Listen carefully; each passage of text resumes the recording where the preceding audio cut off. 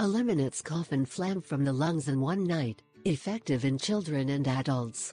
The cough is a noisy and annoying expulsion of air contained in the lungs produced to remove foreign substances from the outside, but it can also produce irritation in the airways.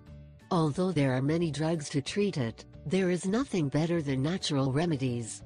Luckily, today we bring you a very effective and inexpensive home remedy to remove the cough. So look how you can prepare it from the comfort of your home. You will be surprised by the results. This remedy consists of a compress of honey that will be the cure for that strong and terrible cough. With this home trick you can eliminate the phlegm that you have in the lungs and all in one night. It is also a remedy that you can use in children.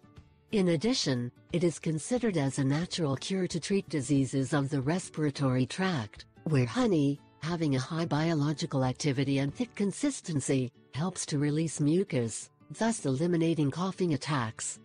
Compressed with honey. Ingredients: 1. Honey. 2. Flour. 3. Vegetable oil. 4. Chiffon.